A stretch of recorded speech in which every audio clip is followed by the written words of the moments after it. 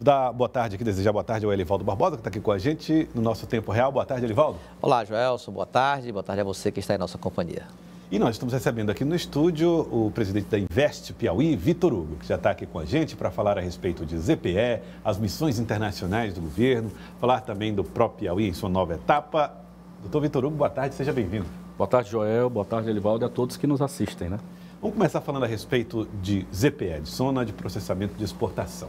Como é que esse assunto está sendo tratado? Que etapa nós estamos vivendo, né? A gente já viu que a ZPE já é algo que está consistente, mas já está justamente atuando da forma como o governo espera? É importante que a população entenda em que fase nós estamos em relação à ZPE, né? A Zona de Processamento de Exportação nada mais é do que um distrito industrial que direciona as suas produções ao comércio exterior, né? Nós temos só dois empreendimentos desse no país. Nós temos um no Ceará e um no Piauí, que nós inauguramos ano passado. Em que fase nós estamos? A gente, obviamente, na discussão da reforma tributária, todo o país esperava essa decisão, porque isso iria impactar diretamente na Zona Franca de Manaus e na Zona de Processamento e Exportação. O fato é que a pauta da reforma tributária passando como ocorreu, nós conseguimos já endereçar fortemente junto ao vice-presidente Alckmin. Na semana seguinte à reforma tributária, o vice-presidente Alckmin, por conta do MDIC, do ministério que ele assume enquanto ministro, ele já pautou, Elivaldo, 4 indústrias que estão com projetos agora aprovados para iniciar em sua fase agora de implantação. Então, nós já temos... A reforma tributária nos ajudou?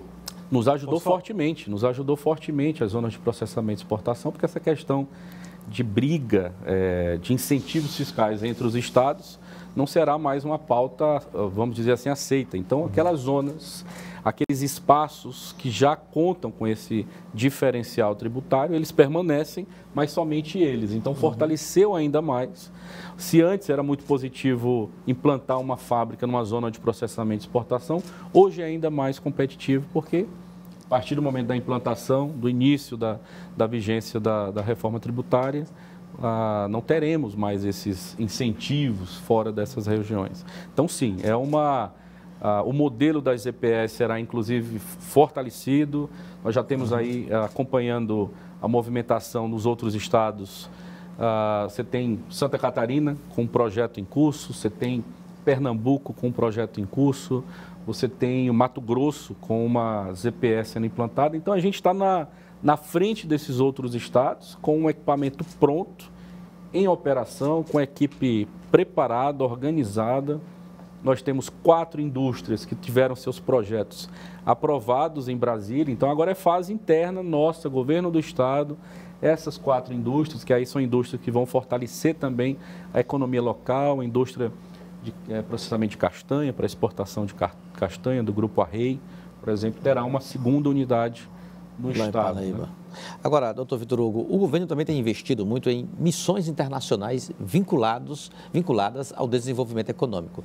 Algumas já aconteceram na Europa e uma já está programada e confirmada para os Estados Unidos. Qual o papel dessas missões, o impacto que ela terá nesse planejamento do governo de alavancar o desenvolvimento econômico do estado? É um aspecto importante a considerar nas agendas do governador ao exterior, do governador Rafael Fonteles, é que, obviamente, o presidente Lula, ele, quando faz missões internacionais, ele tem em sua pauta 27 estados. Então, o governador Rafael decidiu que, enquanto governo subnacional, enquanto estado, ele deve endereçar essas questões prioritárias para o estado do Piauí. Isso vem surtindo, Elivaldo, vem dando resultados muito positivos, né? As 2 primeiras missões dele, à Europa, a primeira viagem a Portugal e, em seguida, aqui teve Berlim, né, Alemanha, Suécia, Inglaterra, foi muito positivo porque ele já trouxe empresas para cá. Então, para você ter ideia da velocidade com que ele vem conduzindo, o governador vem conduzindo essa pauta, nós já teremos agora no mês de agosto, no final do mês de agosto, o anúncio da primeira empresa, da primeira indústria de hidrogênio verde. Essa pauta do hidrogênio verde é uma pauta que veio para ficar no estado, não é uma pauta muito futura, pelo contrário, é uma pauta do hoje, do presente. O governador vem endereçando isso e os empresários já vieram aqui ao Estado depois dessas missões do governador lá. Então, não tenho dúvida disso. Nós, inclusive, aqui no Jornal do Piauí, conversamos com um especialista para entender um pouco do hidrogênio verde e percebemos que essa cadeia é muito complexa, né? O hidrogênio verde não é só a produção do hidrogênio como um combustível limpo. Todo o processo de produção precisa ser limpo. Certo. Como é que está sendo cuidado? Tudo vai ficar a cargo dessa empresa? Será necessário capacitar empresas locais para fazer parte desse processo? Excelente. Como é que isso funciona? Então, Joel, o governador Rafael Fonteles, ele aprovou a contratação de uma empresa que cuida do planejamento, e aí nós contratamos, enquanto investe, uma empresa que tem muito know-how nisso, pensando justamente quais são os fatores determinantes ao sucesso da indústria do hidrogênio verde no Estado. Então, que tipo de políticas educacionais nós precisaremos ajustar junto à Secretaria de Educação, quais são os projetos de infraestrutura que trarão competitividade logística a essas indústrias, a questão das pesquisas, o papel das universidades. Então, tudo isso vem sendo pensado. O papel do licenciamento ambiental, a questão ambiental, Secretaria, né, do meio ambiente. Então, todos esses aspectos estão sendo considerados. E aí a política também, que cabe aqui à Invest, a política de atração dessas empresas para instalarem no Piauí os seus projetos. E isso a gente vem conduzindo enquanto Invest, uma pauta também que vem sendo liderada pelo nosso governador. Então, mas isso envolve terreno, né? Isso envolve pesquisa de terreno. Primeiro... o próprio arcabouço legal nacional? O arcabouço legal. Nós temos aqui, por parte do Estado também, de que forma o Estado se prepara legalmente, incentivos. Então, a legislação para dar amparo a esse setor. Nós temos, como eu mencionei, a questão da infraestrutura que será necessária.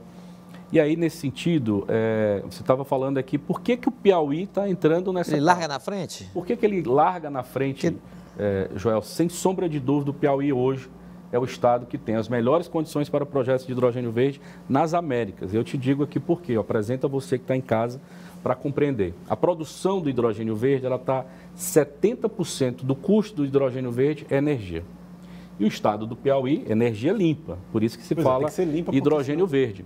Mas, para tu ter uma ideia, o estado do Piauí é o único estado no Nordeste que tem 100% da sua matriz energética limpa, Joel. Se você comparar, por exemplo, os outros estados do Nordeste, a Bahia tem gás, o Ceará tem gás, o Pernambuco tem gás, e isso não é considerado, para efeitos de hidrogênio verde, matriz energética limpa. Então, o estado do Piauí é o único estado que tem a sua energia sendo produzida por energia solar, energia eólica e a hidrelétrica. Então, são 3 fontes de energia limpas. Por exemplo, para produzir hidrogênio é preciso ter caldeira, precisa esquentar essa água. Pronto, para produzir... Não pode ser esquentada com gás. Não, com eletricidade. Então, o que é que eles fazem? Lá eles desenvolveram uma tecnologia que são os eletrolisadores. Então, é um equipamento que faz a separação da molécula de água. Então, você pega a água para produzir hidrogênio, você pega a água, esse eletrolisador, que aí tem fábricas alemãs, chineses, ele separa o H2O, então ele separa a molécula de hidrogênio da molécula de oxigênio. A de oxigênio vai para a indústria que já trabalha com oxigênio, exemplo da White Martins. E a de hidrogênio é justamente o que o mundo espera, porque aí tem um alto poder de combustão. Sim. E esse hidrogênio nada mais é do que energia a ser exportada para outros países. Já tem mercado consumidor de hidrogênio? Se o Piauí começasse a produzir semana que vem, já tinha para quem vender? O governador Rafael Fonteles, ele visitou o Porto de Hamburgo com um terminal de amônia sendo implantado. A forma que o Piauí irá exportar esse hidrogênio é na forma de amônia, porque aí a logística da amônia é mais simples do que a logística do hidrogênio. Então, quando se fala em compra de hidrogênio verde, o mundo, na verdade, irá comprar amônia. Amônia feita a partir de energias renováveis, logo, amônia verde. Então, esse termo verde é só para dizer que o uso energético é limpo, é sustentável, né? Interessante, muito realmente interessante. Falando a respeito de outro assunto, foi anunciado recentemente o próprio Piauí 10, próprio Piauí 100. Certo. Primeiro, qual é a diferença entre os dois, né? Do que nós estamos falando exatamente? É de dinheiro que vem para o estado do Piauí? O governador Rafael Fonteles, ele acredita que a partir do investimento público de 10 bilhões de reais ao longo dos seus 4 anos de governo, ele acredita que a cada R$1 investido em infraestrutura, na qualificação profissional, na melhoria da segurança pública, na infraestrutura também da rede hospitalar. Então, esses 10 bilhões que serão direcionados em investimentos no Estado, eles irão criar as condições favoráveis para que os empresários no Estado implantem os projetos já anunciados para nós, da ordem de 100 bilhões de reais. Então, ele faz uma associação direta de cada R$1 que se investe pelo setor público, ele estimula a criação, né, o investimento de mais R$10. Então, é uma relação de 1 para 1. Se são 10 bilhões, são 100 bilhões de investimentos privados. E esse número não é aleatório. A gente pegou aqui, Elivaldo, só para você ter uma ideia, você pega aqui os frigoríficos, né, o projeto do Grupo Tomazini, um projeto de 1,9 bilhões de reais. O projeto nós temos hoje na mesa, em análise na Secretaria do Meio Ambiente, 29 bilhões de reais em projetos de solar e eólica. Se a gente nos direcionamos aqui para os projetos de hidrogênio verde, nós temos 50 bilhões em projetos de hidrogênio verde. Se vamos para o agro, a soja, as produções de grãos, nós temos a expectativa de investimento de 10 bilhões. Então, a gente acredita, o governador, ao lançar o próprio Piauí 10, ele assume uma responsabilidade de iremos investir 10 bilhões na melhoria da infraestrutura do Estado para que os empresários, né, honrem e se sintam confortáveis, confiantes nesse Estado que se desenvolve e, para isso, eles irão investir 100 bilhões de reais. Isso não são números, como eu falei, não são números aleatórios, são números com base em propostas de investimentos que já foram apresentados ao governador. Presidente, e o Porto de Luiz Correia? O governador já marcou até data para inaugurar a primeira fase, que é um terminal pesqueiro. Como estão as obras, como está o planejamento, o que o governo pretende para a destinação do funcionamento do Porto de Luiz Correia? O Porto de Luiz Correia, Elivaldo, já é um dos projetos prioritários da agenda do nosso governador Rafael. Esse é um projeto que a obra já foi licitada, a draga vai chegar agora na primeira quinzena de agosto. É uma dragagem rápida, né? Você tem uma grande draga que consegue realizar em 3 meses e meio toda a dragagem. Para quem está em casa, o que é essa dragagem, Vitor? Hoje o rio Igaraçu, que encontra o mar ali, passando ao lado do Porto de Luiz Correia, ele tem uma profundidade de 2 metros apenas. Com 2 metros não se entra com grandes navios. E o que a gente precisa é dragar, tirar aquele material... Aprofundar o canal. E o canal será aprofundado aí em mais 7 metros além da profundidade que hoje temos.